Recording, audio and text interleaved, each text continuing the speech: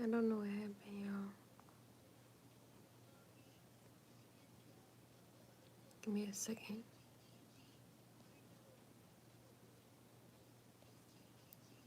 Yeah, I don't even know what happened.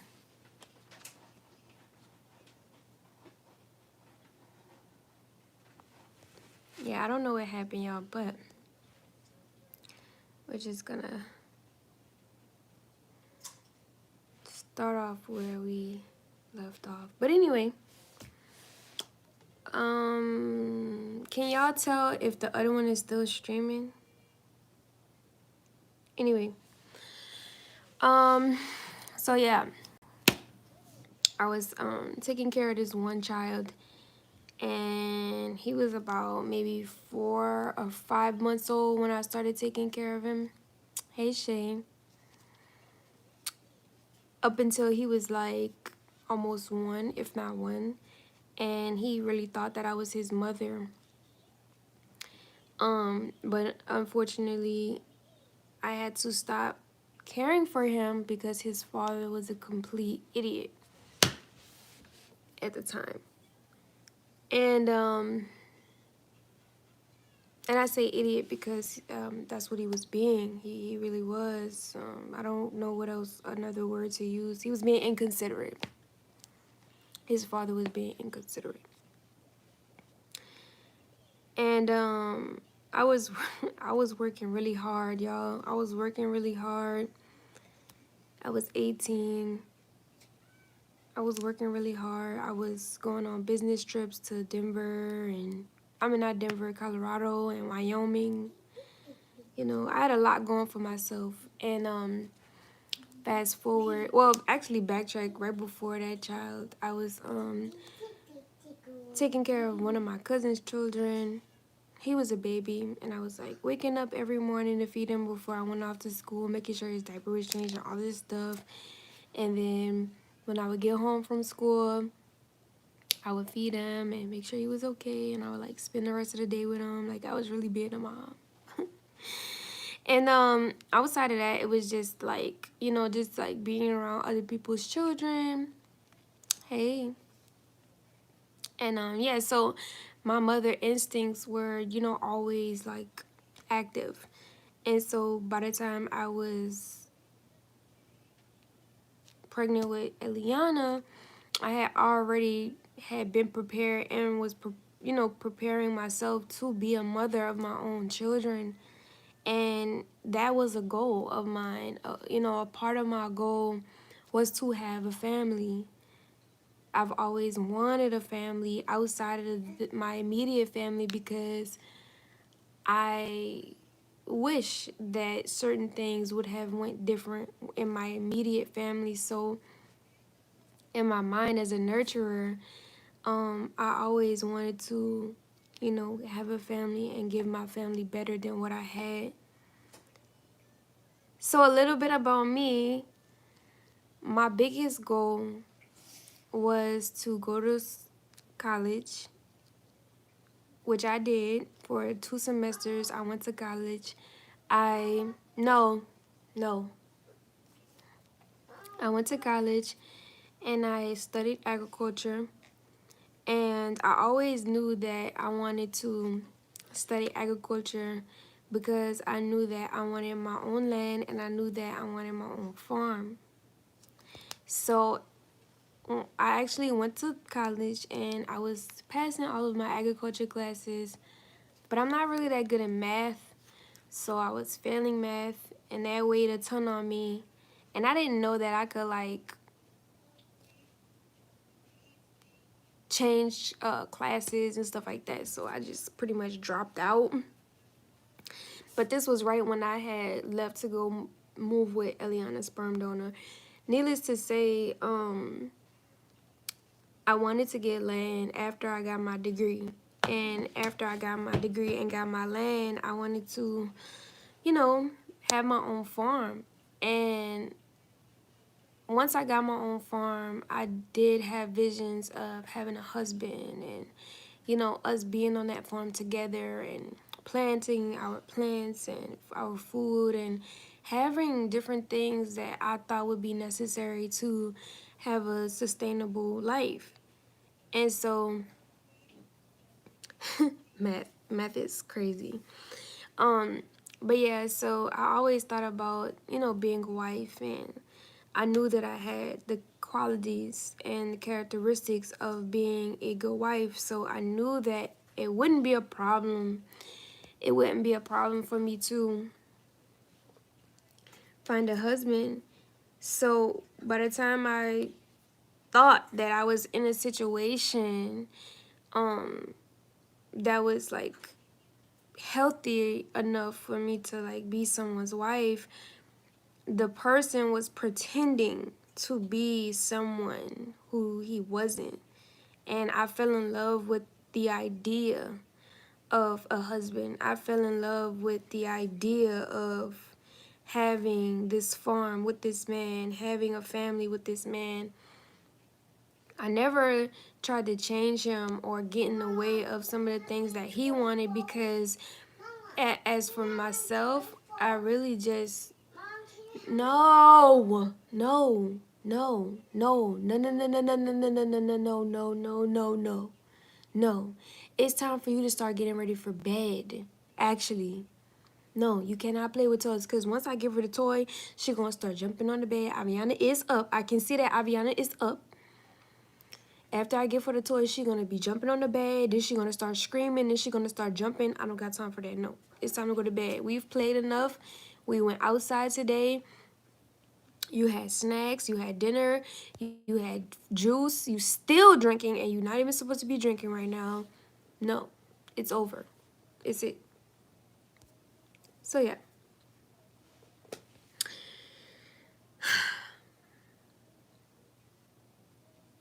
I pretty much was in love with an idea. No, I was in love with an idea. And I fell in love with that idea. And once I started to like overcome certain things and within myself as far as my own traumas and stuff like that, that's when I realized that I had bit off way more than I could chew when it came to the whole situationship and being someone's wife. And there was a lot of things that I didn't know back then that I know now. I was 19. I just had made 20 like 2 weeks, I was 2 weeks in after I made 20, but now I'm 25. So now I have a completely different understanding of what it is that I want when it comes to, being someone's wife or having that union or having that marriage.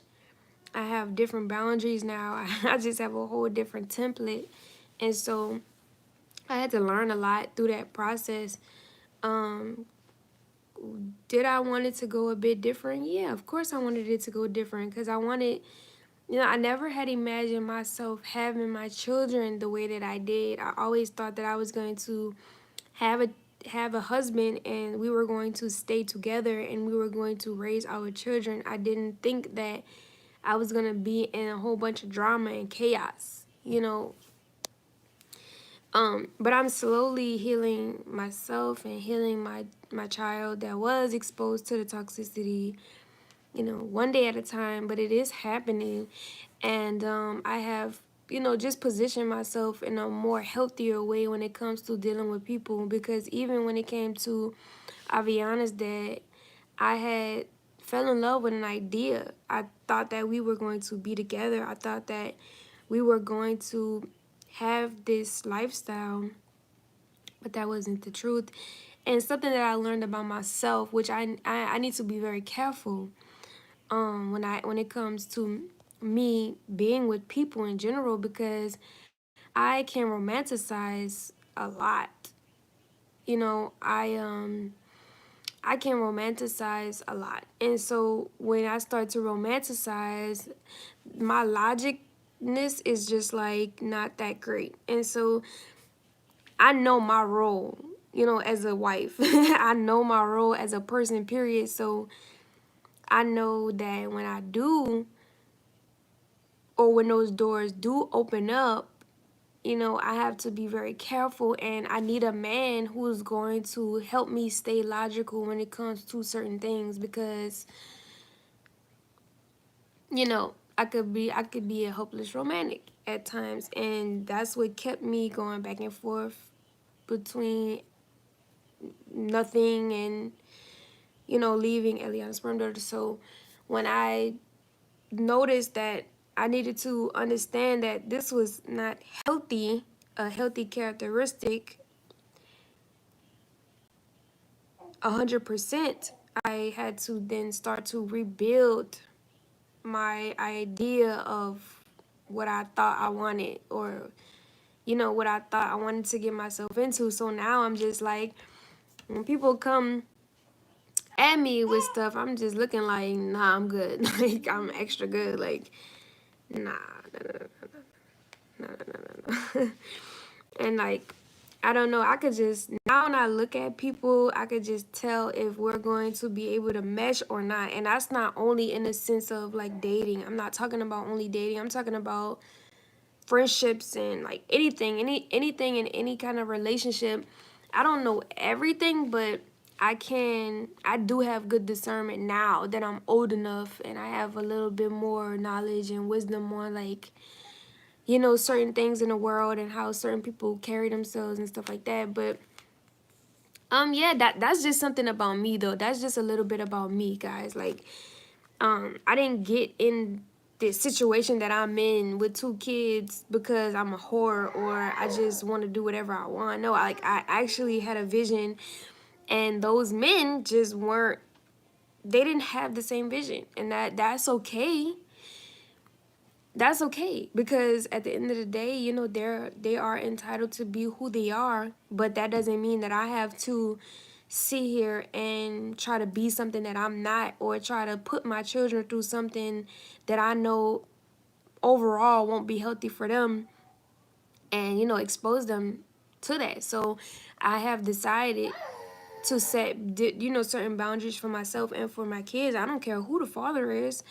I could care less. And some people might say that that's selfish, but at the end of the day, when it comes to the child, if the dad wanted better for the children like I do, then that father would understand the disposition that I have and let me do what I'm doing, or they would do it with me. But unfortunately, none of the dads want to be, they're not on the, not even that they don't want to be, but they are not on the same page. So I'm not gonna force anybody to be on that same page. Now, somewhere down the line, when it came to the first man that I had a daughter with, you know, it was a lot of gaslighting. It was a lot of, I'll do this for you, you know, behind closed doors, you know, behind, you know, everybody's back, that he didn't record and didn't put on social media. It was a lot of, I would do this to be with you. I would do this to have our relationship together.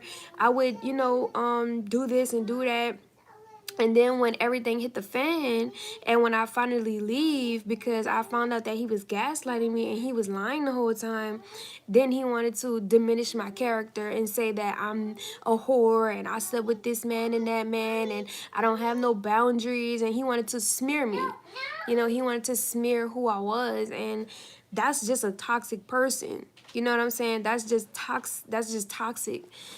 You know, because if the shoe was on the other foot, you can just leave. Like, I would just go on about my life. But here I am. I have to do the most to get you away from me, to get you to stop saying my name, to get you to leave me alone. You know, so it's just toxic. It's just toxic all the way around.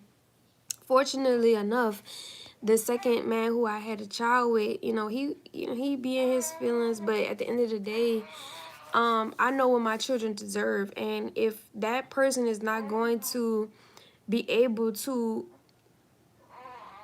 give my children what they need, I'm not going to drag my children through it. Like, I'm not going to put them through it. And you could say, well, you had the child, you had the child, you're going to have to face the consequences and all that stuff. But as the mother, even though I put myself through that, I have to make logical decisions now that they're here. I have to make logical decisions on their behalf. What's going to be better for them? you know, what type of situation is going to be best for them, which has nothing to do with me, you know. The decisions that I'm making, it has nothing to do with me. It's about them. It's about protecting their mind. It's about protecting their hearts. It's about teaching them the things that I didn't know when I had them. Yes, it's a bit confusing, and you know, like there's a whole bunch of smoke in the mirrors, but I'm understanding as the days go by, and every moment I'm taking to be with them, and I'm taking it in where I went wrong and where I could have did things better. I'm understanding and realizing what it is that I need to teach them, you know.